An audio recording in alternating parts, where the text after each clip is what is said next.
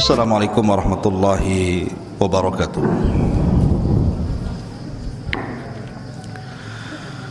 Alhamdulillah wassalatu wassalamu ala Rasulillah wa ala alihi wa sahbihi wa mawalah wa la hawla wa la quwata illa billahi wa ba'du. Taib, kita lanjutkan kajian kita bahas masalah sirah Nabi sallallahu alaihi wa ala alihi wasallam. Kembali kita urut sejarah Nabi sallallahu alaihi wasallam supaya kita lebih mengenal lagi Rasul sallallahu alaihi wa ala alihi wasallam dan pentingnya belajar sejarah. Karena tanpa sejarah orang tidak mungkin memahami Al-Quran. Kalau orang tidak mengenal sejarah, tidak akan memahami Al-Quran. Karena sebagian besar ayat-ayat dalam Al-Quran itu ada asbab nuzulnya, ada sebab turunnya. Dan sebab turun itu ada pada sejarah Nabi. Jadi ketika belajar sejarah, artinya kita sudah mulai muqaddimah untuk memahami Al-Quran. Yang kedua, dengan mempelajari sejarah Nabi SAW, kita paham siapa panutan kita, teladan kita. Karena tidak ada manusia terbaik yang ada di kolong langit ini melebihi Nabi SAW. Karena Allah yang memuji dalam Al-Quran, wa innaka la'ala khuluqin azim. Engkau wahai Muhammad di atas akhlak yang paling mulia. Kenapa hari ini anak-anak muda kaum muslimin, baik yang laki-laki ataupun yang perempuan, banyak yang terjerumus pada pergaulan bebas,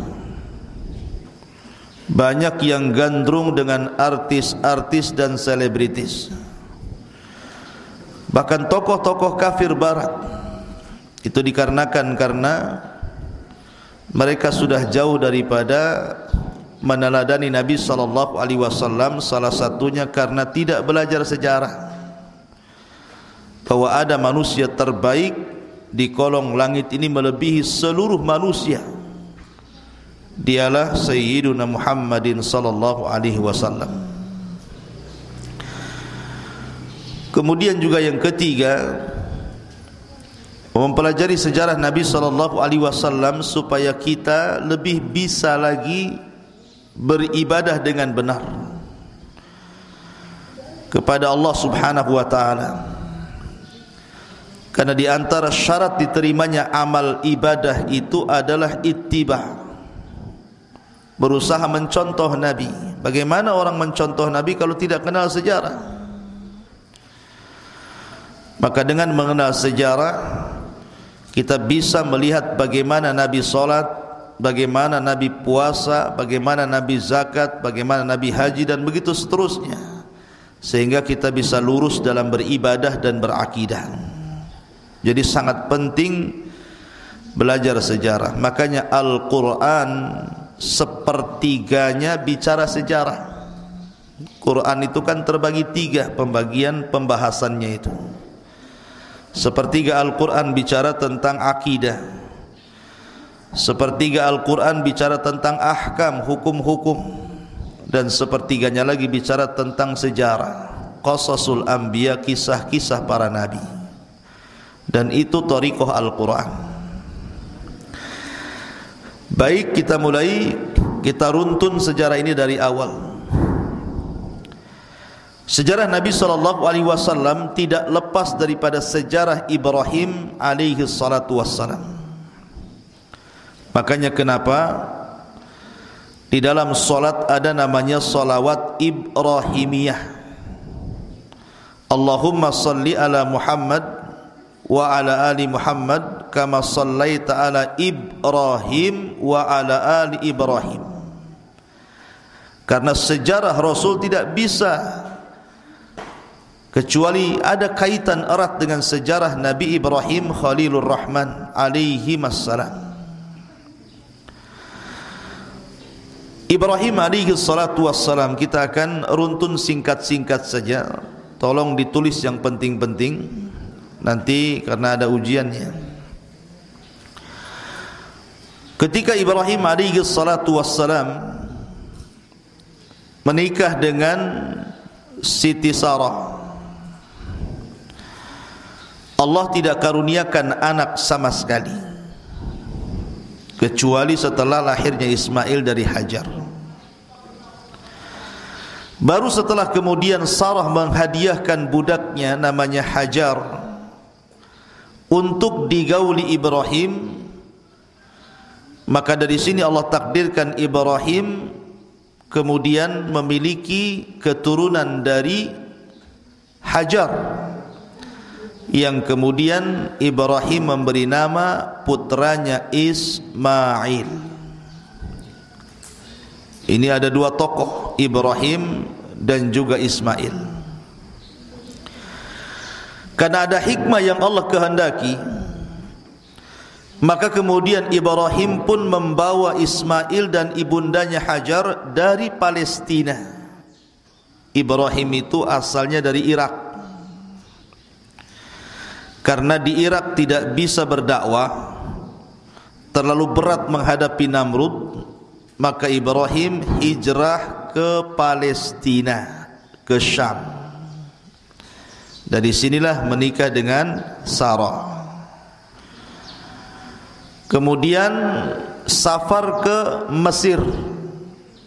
Pulang dari Mesir dapat budak namanya Hajar. Budak yang dihadiahkan kepada Sarah oleh Raja Mesir, kemudian oleh Sarah dihadiahkan kepada Ibrahim, suaminya. Maka lahirlah Ismail. Lah Ibrahim membawa Hajar dan Ismail dari Palestina ke mana? Ke Mekah. Ketika itu Mekah masih gurun pasir. Tidak ada bangunan, tidak ada pohon, tidak ada burung, tidak ada air. Betul-betul kering kelontang. Kemudian Ibrahim safar bersama Hajar dan Ismail ke tempat yang kering kelontang. Bahasa Al-Quran, biwadin ghairi di zar'in inda baitikal muharram. Di sebuah lembah yang tidak ada tanaman di situ, di sisi Baitullah. Walaupun belum ada Baitullahnya, karena kelak nanti akan dibangun Baitullah di situ. Berangkatlah satu keluarga, Ibrahim, Hajar dan Ismail ini. Sesampainya di tempat yang dituju, tiba-tiba Ibrahim membiarkan istrinya Hajar dan Ismail di tempat itu, kemudian pulang lagi ke Palestina. Ketika itu Hajar memanggil-manggil Ibrahim agar jangan ditinggal begitu saja. Apalagi tempat itu tidak ada makanan, tempat itu tidak ada rumah, tempat itu tidak ada pohon, tidak ada apapun. Namanya perempuan tentu ada perasaan khawatir, apalagi bawa anak kecil Ismail. Tapi karena ini perintah Allah, mau tidak mau, suka tidak suka, Ibrahim terpaksa meninggalkan Hajar di Mekah yang ketika itu belum ada apapun. Baru Hajar paham ketika Hajar mengatakan kepada Ibrahim, apakah ini perintah Allah wahai Ibrahim? Maka Ibrahim tidak menjawab sama sekali, bahkan tidak melihat ke belakang, hanya mengisyaratkan dengan kepalanya. Maka Hajar pun dengan tawakal yang kuat mengatakan, idzan lan yudayyi'unallah. Kalau ini perintah Allah, aku yakin Allah tidak mungkin menyia-nyiakan diriku dan Ismail di tempat ini. Lihat bagaimana tawakalnya Hajar kepada Allah, luar biasa, patut ditiru. Kalau sekarang ada terjadi seperti ini, mana mau perempuan diletakkan di hutan saja tidak mau, apalagi di padang pasir. Berangkatlah Ibrahim sendirian ke Palestina. Sampai di sini cerita Ibrahim. Sekarang kita masuk kepada cerita Hajar dan Ismail. Ketika Hajar dan Ismail berada di padang tandus kering kelontang itu, maka Ibrahim tidak banyak memberikan bekal makanan. Maka Hajar pun ketika melihat kondisi air minum yang hampir habis untuk diminumnya dan putranya Ismail, maka dia berusaha untuk mencari-cari air cadangan. Larilah dia ke Bukit Safa. Kemudian di Bukit Safa tidak mendapatkan air, lari lagi ke Bukit Marwah. Melihat Ismail yang menangis, khawatir dia, sehingga dia bolak-balik lari ke Safa ke Marwah, ke Safa ke Marwah, sampai 7 putaran mencari air itu. Dan inilah asal sa'i. Dalam manasik haji atau umrah itu kan ada sa'i namanya. Sa'i itu berlari-lari kecil dari Safa ke Marwah. Lah inilah sejarah sa'i di sini, di mana Hajar sa'i dari Safa dan Marwah mencari air. Ketika sudah lelah 7 putaran, kan jauh itu. Nanti kalau Allah takdirkan bisa umrah baru tahu bagaimana rasanya sa'i. Lelah, letih. Apalagi seorang wanita yang kekurangan bekal makanan, tidak punya tenaga. Rupanya Jibril alaihi salatu wassalam turun, kemudian berdiri di samping Ismail kecil yang ditinggal oleh ibundanya cari air ke Safa Marwah itu. Akhirnya Jibril pun menghempaskan sayapnya menendang bumi, tiba-tiba keluar air dari bumi. Inilah sejarah awal munculnya air Zam-Zam. Jadi air Zam-Zam itu muncul karena hentakan sayapnya Jibril di sebelah kaki Ismail. Ketika Hajar datang, kaget dia. Kenapa? Karena ada air yang memancar di kaki, di sebelah kaki Ismail yang masih bayi. Maka akhirnya kemudian Hajar pun berusaha membendung.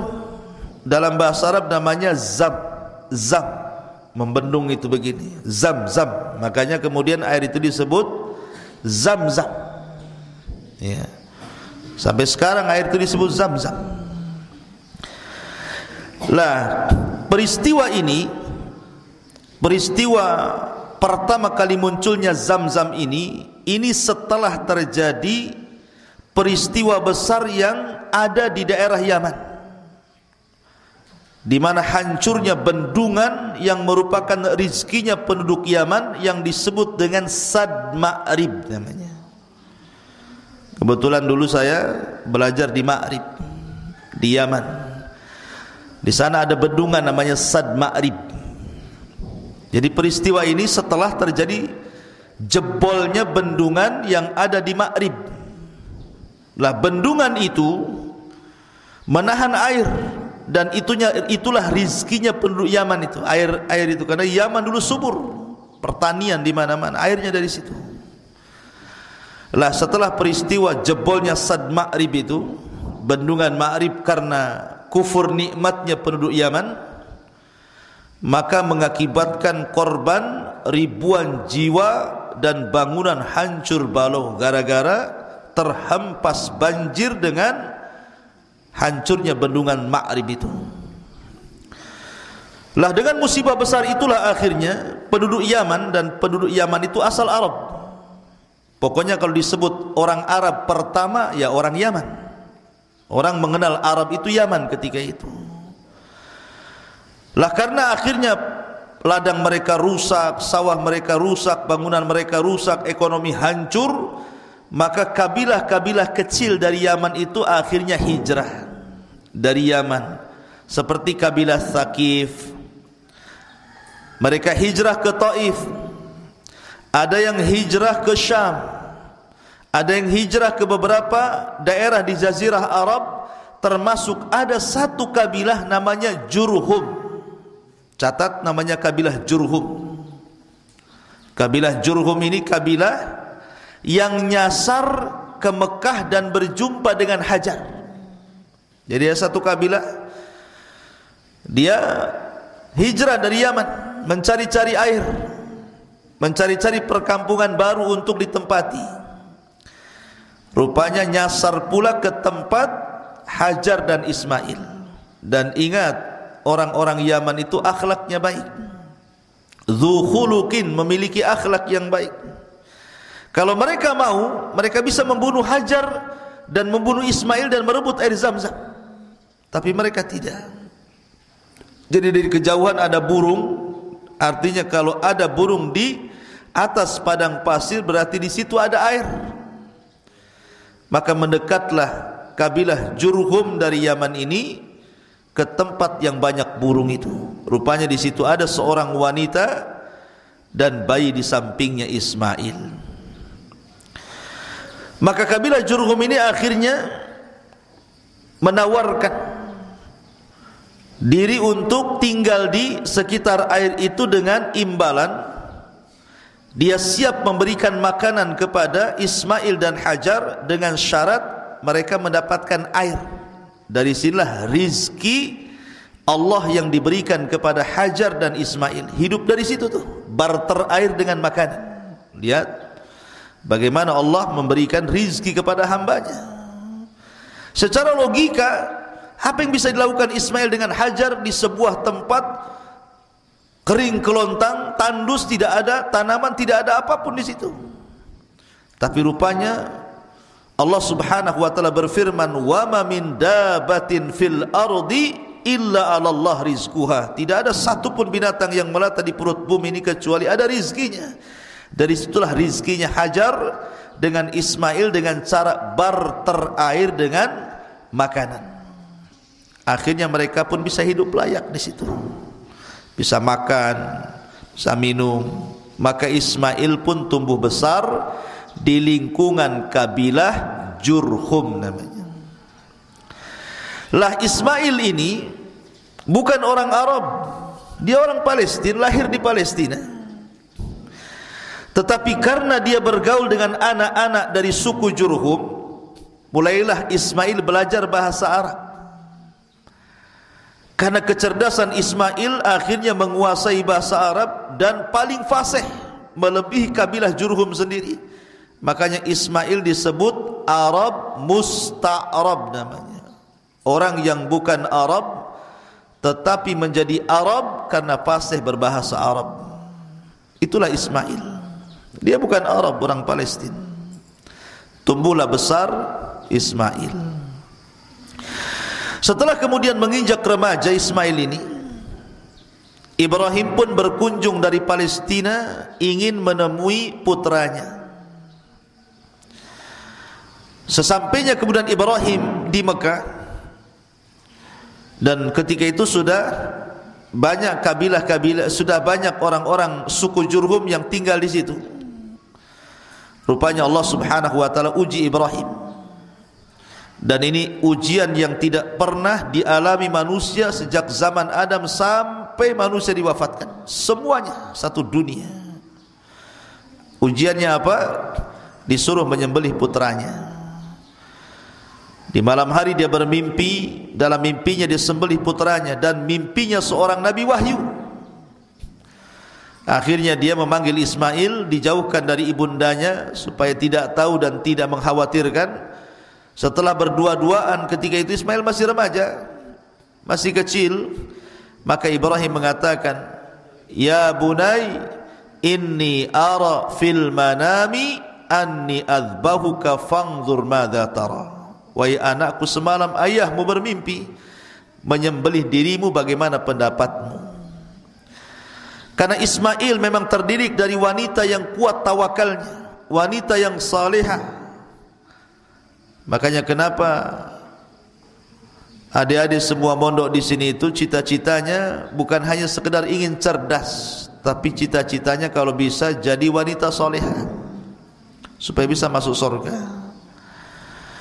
Akhirnya kemudian dididiknya Ismail di lingkungan akhlak yang baik, Hajar. Makanya ketika perintah Allah yang menakutkan itu didengar Ismail hanya mengatakan, ya abatif alma tu'mar satajiduni insyaallahu minas sabirin. Wahai ayahku, kalau ini perintah Allah, lakukan saja, engkau akan mendapati aku menjadi hamba yang sabar. Ketika hampir disembeli,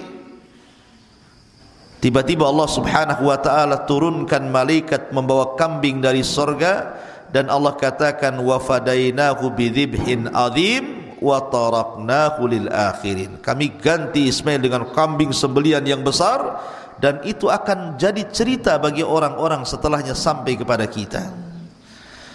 Makanya kenapa Ibrahim dicintai orang Nasrani, dicintai orang Yahudi, dan dicintai kaum muslimin.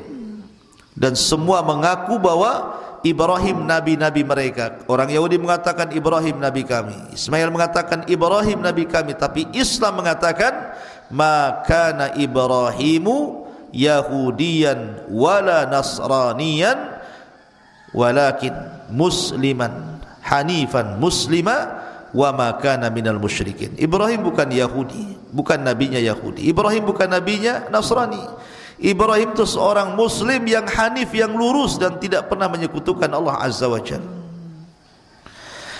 Kemudian setelah kejadian itu, Ibrahim pulang lagi ke Palestina dan berhasil melewati ujian Allah subhanahu wa ta'ala. Ketika Ismail berusia 16 tahun, artinya sudah balik, Ibrahim datang lagi dari Palestina ke Mekah. Dari sinilah kemudian turun perintah Allah agar Ibrahim dan Ismail membangun Ka'bah. Disinilah cerita permulaan pembangunan Ka'bah. Ya. Lah akhirnya kemudian dibangunlah Ka'bah. Ka'bah itu tidak dibangun dari awal karena sudah ada pondasinya. Karena Ka'bah itu dibangun sudah ada sejak zaman Nabi Adam alaihi salatu wassalam. Mana dalilnya? Inna awwala baitin wudi'a lin-nasi lalladzi bi Bakkah. Sesungguhnya rumah pertama, rumah Allah yang dibangun untuk manusia adalah Mekah, dan orang yang pertama kali membangunnya adalah Adam. Adam membangun Ka'bah itu. Karena Adam ketika diturunkan oleh Allah dari sorga ke bumi, ada yang mengatakan bahwa Adam diturunkan di Sri Lanka, sementara Hawa diturunkan di Jeddah sana Arab. Satu pendapat. Kemudian akhirnya berjumpa dan hidup di Mekah. Lah, setelah kemudian Ibrahim mencari-cari pondasi yang pernah dibangun, karena kan sempat roboh tuh, lama roboh, akhirnya hilang, terkubur tanah pondasinya. Dan Allah subhanahu wa ta'ala ilhamkan Ibrahim untuk mampu menggali pondasi itu dan meninggikannya. Setelah ketemu, maka akhirnya Ibrahim dan Ismail yang ketika itu usianya 16 tahun mulailah membangun Ka'bah sedikit demi sedikit. Makanya Allah mengatakan wa id yarfa'u Ibrahimul qawa'ida minal baiti wa Ismail. Ketika Ibrahim dan Ismail meninggikan, bukan membangun, karena sudah ada pondasinya, meninggikan Ka'bah. Lah ketika Ka'bah ini dibangun, namanya orang membangunkan capek. Terkadang Ibrahim itu mundur sedikit dari Ka'bah, kemudian diperhatikan Ka'bah itu, entah mereng, entah apa, kurang bagus, kurang siku, kurang apa gitu kan. Tukang kan kalau bangun bangunan pasti akan dilihat bangunannya. Dan selalu kalau melihat hasil bangunannya, Ibrahim berdiri di situ. Maka tempat berdiri Ibrahim memandang pembangunan yang sedang dibangun sekarang disebut Maqam Ibrahim namanya. Maqam Ibrahim itu tempat Ibrahim melihat-lihat hasil bangunannya itu. Tidak jauh dari Ka'bah.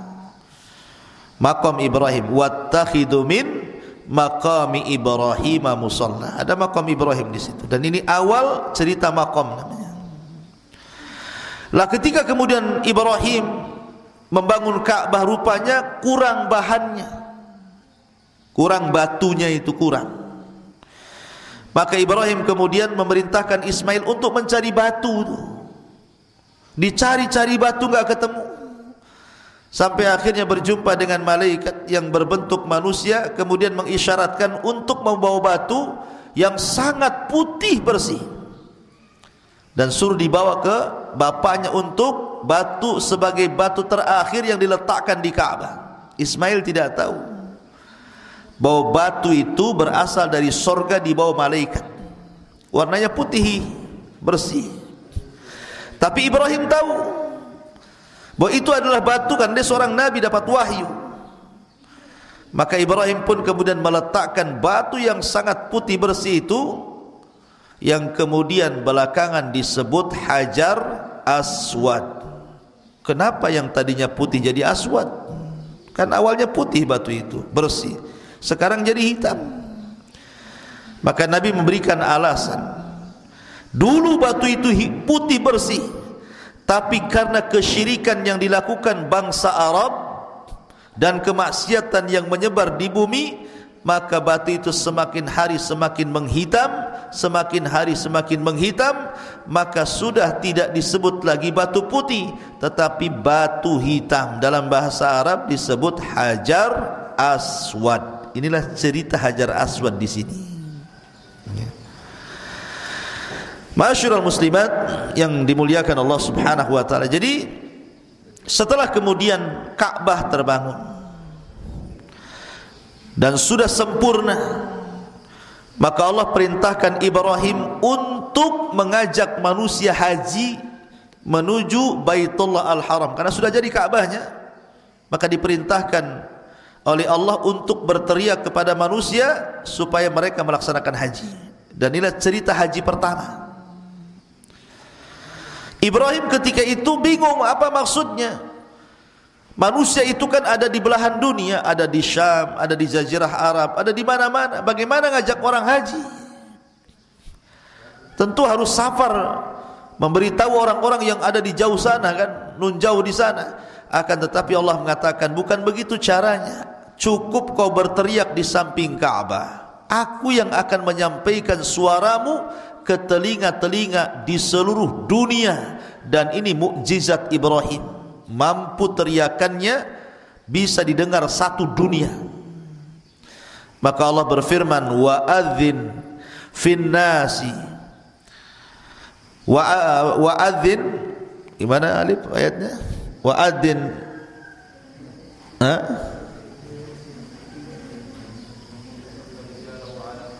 wa adzin fin nas ya'tika rijalan wa ala kulli dhamirin ya'tina min kulli fajjin amik. Ya. Wa adzin fin nas. Di sini Allah perintahkan supaya adzin fin nas, mengumumkan kepada manusia bil haji, dengan haji.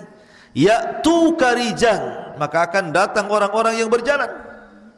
Wa ala kulli dhamirin ya'tin, dan orang-orang yang berkendaraan. Min kulli fajjin amik, dari seluruh penjuru dunia. Maka ketika Ibrahim berteriak kepada seluruh manusia satu dunia untuk haji, maka teriakan Ibrahim masuk ke telinga-telinga manusia, kemudian masuk ke hati manusia. Dari situlah Allah cintakan hati manusia untuk datang ke Ka'bah. Ya. Maka ketika itu Ibrahim pun mulai berdakwah di sekitar Ka'bah. Setelah pembangunan Ka'bah, maka Allah takdirkan satu ataupun semua bangsa Arab mengikuti syariat Ibrahim. Tidak ada di zaman Ibrahim orang Arab yang melakukan syirik. Tidak ada. Satu orang Arab pun semua mentauhidkan Allah, mengikuti ajaran Ibrahim. Dan dari situlah sejarah pertama Ka'bah diagungkan. Itulah sejarah pertama kenapa Ka'bah diagungkan itu, karena Ibrahim mengajak orang untuk mengagungkan Ka'bah. Maka satu Arab semua mentauhidkan Allah dan mengikuti ajaran Ibrahim, wattabi millata Ibrahim hanifa. Sampai akhirnya ketika Ibrahim alaihi salatu wassalam wafat dan Ismail juga wafat. Ismail menikah 2 kali. Istri pertama akhlaknya buruk, kemudian diceraikannya. Istri kedua, dan ini pelajaran bahwa wanita yang buruk akhlak itu tidak disukai. Makanya seorang nabi pun menceraikannya. Baru istri keduanya solehah. Maka dari keturunan istri kedua Ismail inilah kelak sampai kepada Adnan, Adnan sampai kepada Abdul Manaf, Abdul Manaf sampai kepada Hashim, Hashim sampai kepada Abdul Muttalib, Abdul Muttalib sampai kepada Abdullah, dan dari Abdullah lahirlah baginda sallallahu alaihi wasallam. Lah, ketika seluruh orang Arab ini, walaupun Ibrahim sudah meninggal, Ismail sudah meninggal, tapi ajaran tauhid itu tidak hilang di negeri Arab. Sampai akhirnya datang seorang laki-laki yang disabdakan Rasul akan terburai ususnya di neraka, karena dialah orang yang pertama kali merubah agama tauhid menjadi agama berhala. Siapa dia? Amru ibnu Luhai. Catat, Amr bin Luhai. Amr bin Luhai orang pertama yang merubah agama tauhid di jazirah Arab itu. Namanya Amr bin Luhai, kepala dari kabilah Khuza'ah namanya. Ada kabilah Khuza'ah, kabilah besar yang memimpin namanya Amr bin Luhai. Dulu Arab dipimpin oleh Jurhum, kabilahnya Ismail, kabilahnya istrinya Ismail, namanya Jurhum. Sampai akhirnya kemudian terjadi perang besar antara kabilah Khuza'ah dengan kabilah Jurhum. Ini perang, banyak orang mati. Allah takdirkan Jurhum kalah, kabilahnya istri Ismail ini kalah, dikuasai oleh kabilah Khuza'ah, sehingga yang memimpin akhirnya seorang laki-laki namanya Amr ibn Luhai. Tetapi walaupun demikian, Amr ibn Luhai itu orangnya baik, orangnya paling kaya, dermawan, suka ngasih makanan kepada orang haji, mengagungkan Ka'bah, memberi pakaian sendiri kepada Ka'bah, sehingga orang-orang Arab sedikit demi sedikit akhirnya cinta dengan Amr ibn Luhai, termasuk juga Jurhum yang kalah perang itu. Lah, karena Jurhum itu sudah kalah, sebagian mereka hijrah ke beberapa tempat, sebagiannya masih tinggal di Mekah dan menguasai Zamzam. Maka kabilah Khuza'ah ingin menghancurkan betul-betul ekonomi orang-orang Jurhum dengan cara apa? Menimbun Zamzam.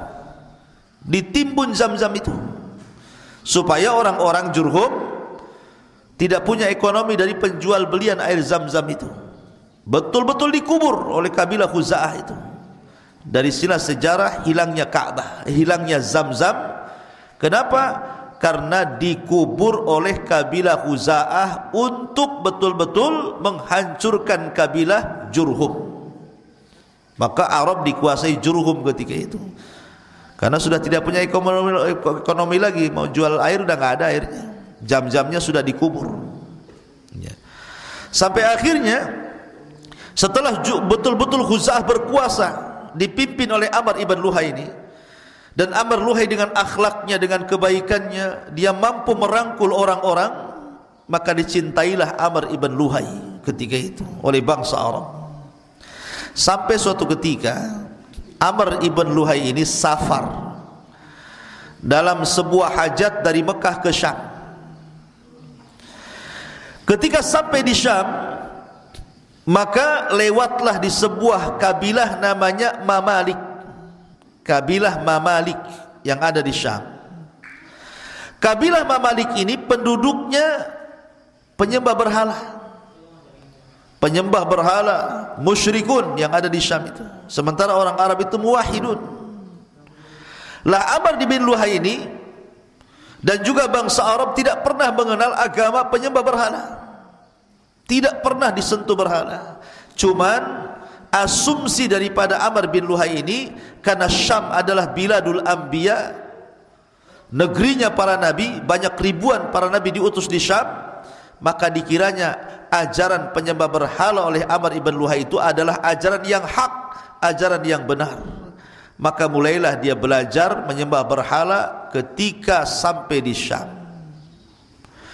Ketika pulang dari Syam, maka dia sudah terpengaruh dengan agamanya para penyembah berhala yang ada di Mamalik di Syam itu. Maka pulanglah Amr ibn Luhai bawa oleh-oleh patung besar namanya Hubal. Patung Hubal. Itulah patung pertama yang dibawa oleh Amr ibn Luhai. Bawa Hubal dia dari Syam menuju Mekah. Sampai di Mekah diletakkan di Ka'bah. Dan dia mengajak manusia untuk menyembah berhala. Disinilah pertama kali sejarah orang Arab kembali menyembah berhala.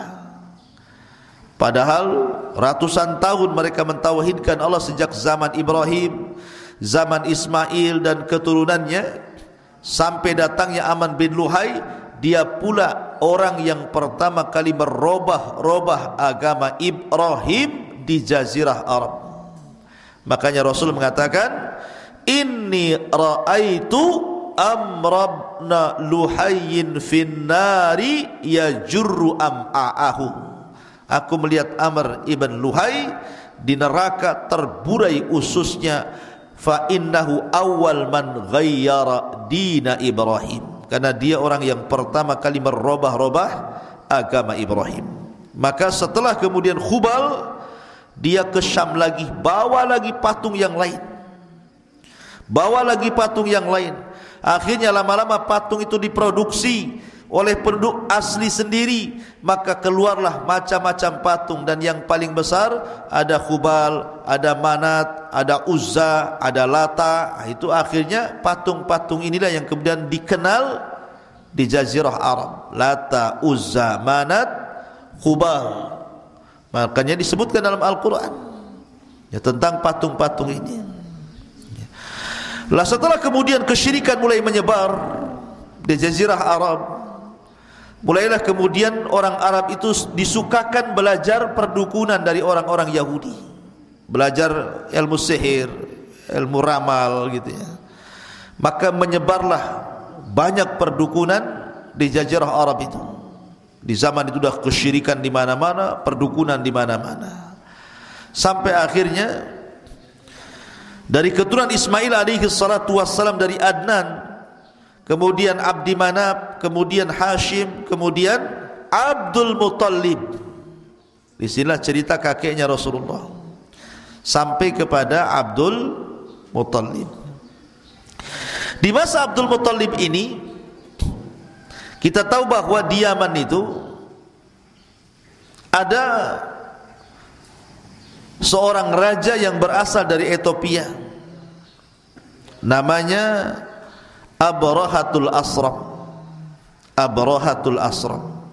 Abraha. Kenapa disebut Asram? Karena hidungnya hilang, enggak punya hidung. Karena ditebas pedang hidungnya itu jadi rata dengan muka, maka disebut Asram. Orangnya enggak punya hidung. Ya punyalah hidungnya, cuman maksudnya ditebas jadi terlalu pesek gitu ya. Maka disebut Asram. Ya, jadi Abraha.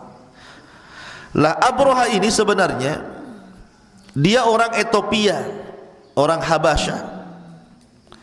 Diutus oleh raja Ethiopia yang namanya Najasyi, tapi bukan Najasyi yang terakhir yang masuk Islam, namanya Ashamah ibn Afjur, bukan Najasyi ini Najasyi sebelumnya ya. Jadi mengutus dua jenderal ketika itu namanya Abrahatul Asram dan Riyadh untuk membawa pasukan besar dari Ethiopia menyeberangi lautan dan menghancurkan Yaman di zaman Abdul Muttalib itu. Kenapa? Karena ketika itu di Yaman banyak orang Nasrani yang ditindas oleh seorang raja zalim namanya Dzunuwas. Jadi ada perkampungan Nasrani di Yaman yang ditindas oleh seorang raja zalim yang masuk Yahudi namanya Dzunuwas. Dzunuwas. Kalau ada seorang raja diawali dengan kalimat Dzu, berarti raja itu dari Yaman, seperti Dzulqarnain dari Yaman, ya. Lah Dzunuwas ini dia zalim, memaksa orang-orang itu untuk masuk Yahudi, kalau tidak dibunuh. Dibunuh, raja zalim, dia ngaku Tuhan sama dengan Fir'aun, sama dengan Namrud. Dan dia punya tukang sihir. Sampai akhirnya ketika dia membantai dengan membakar 20.000 rakyatnya hanya karena murtad dari tidak mau menyembah dirinya, yang dikenal dalam Al-Quran kisah Ashabul Ukhdud. Kutila Ashabul Ukhdud an-nari dhatil waqud idhum 'alaiha qu'ud wa hum 'ala ma yaf'aluna bil mu'minina syuhud wa ma naqamu minhum illa an yu'minu billahil azizil hamid. Dalam surah Al-Buruj itu ada kisah Ashabul Ukhdud. Ini kisah Ashabul Ukhdud ini adalah kekejaman raja namanya Dzunuwas karena membakar hidup-hidup rakyatnya yang tidak mau sujud kepada dia dengan cara dibuat parit api dimasukkan di situ. Sampai Ibnu Katsir menyebutkan 20.000 nyawa melayang. Dan semuanya Nasrani.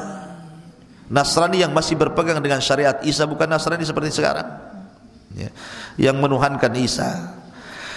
Lah sementara Ethiopia itu negara Nasrani terbesar setelah Syam. Makanya ketika kemudian orang Nasrani ditindas di Yaman, marah ini orang-orang Ethiopia ini, ngirim pasukan dipimpin oleh Riyadh sebagai kepala pimpinannya dan wakilnya Abrahatul Asram.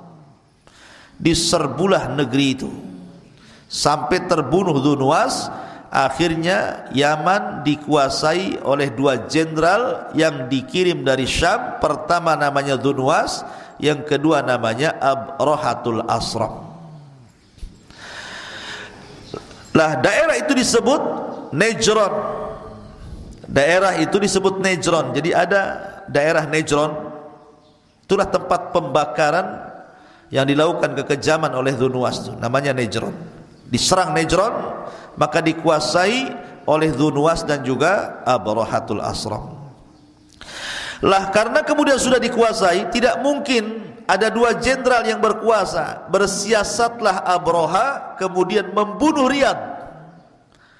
Jenderal pertamanya dibunuh oleh Abraha supaya dia jadi pemimpin. Dan itu politik siasatnya. Matilah Riyadh, dibunuh Abraha.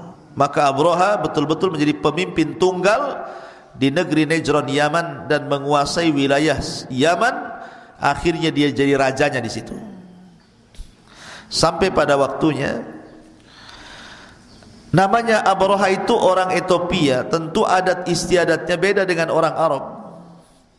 Abraha ini heran kenapa orang Arab suka ke Mekah, suka haji, suka umrah, mengagungkan Ka'bah, sementara tidak ada tradisi seperti ini di Ethiopia sana.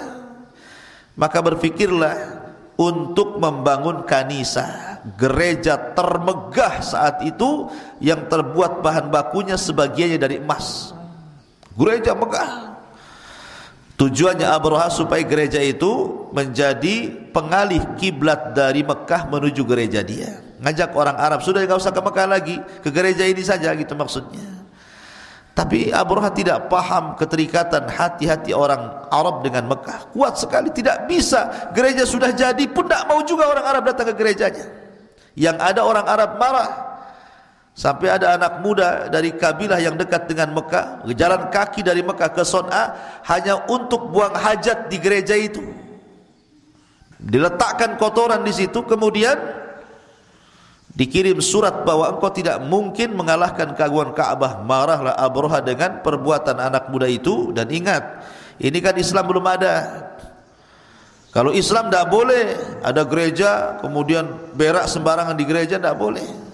Ini yang dilakukan orang musyrikun di zaman itu. Maka marah Abraha, dikirimlah pasukan besar dengan tentara gajah. Ada yang mengatakan gajahnya itu cuma 6 ekor, ada yang mengatakan 8 ekor. Tapi karena orang Arab tidak pernah melihat gajah, maka perangnya disebut perang gajah. Berangkat tuh Abraha dari Yaman dengan pasukannya, dengan dia naik satu gajah yang besar yang disebut dengan Mahmud, kemudian berangkat menyerang Mekah, bukan untuk berperang, hanya untuk menghancurkan Ka'bah saja. Tetapi ketika sampai di sebuah tempat namanya Wadin Muhassir, disitulah Allah Subhanahu wa taala azab Abraha, sehingga Allah katakan, alam tara kaifa fa'ala rabbuka bi ashabil fil alam yaj'al kaidahum fi tadlil wa arsala alaihim tayran ababil tarmihim bihijaratin min sijil faja'alahum ka'asfin ma'kul. Turun ayat ini mengkisahkan bagaimana Allah mengadab Abrahatul Asram karena kelancangannya. Maka setelah Abraha kemudian mati dan pasukannya, maka kemudian perang itu disebut perang gajah. 50 hari setelah perang ini, maka lahirlah baginda sallallahu alaihi wasallam. Jadi Rasul itu lahir 50 hari setelah perang gajah. Makanya kalau identitas Rasul yang masyhur dalam sejarah-sejarah, lahir pada tanggal 12 bulan Rabiul Awal tahun gajah, karena lahir 50 hari setelah tragedi perang gajah. Ini diantara sejarah singkat sebagai muqaddimah. Nanti besok kita lanjutkan. Mudah-mudahan ada manfaatnya. Subhanakallahumma bihamdika asyhadu an la ilaha illa anta astaghfiruka wa atubu ilaik. Allahu ta'ala. Assalamualaikum warahmatullahi wabarakatuh.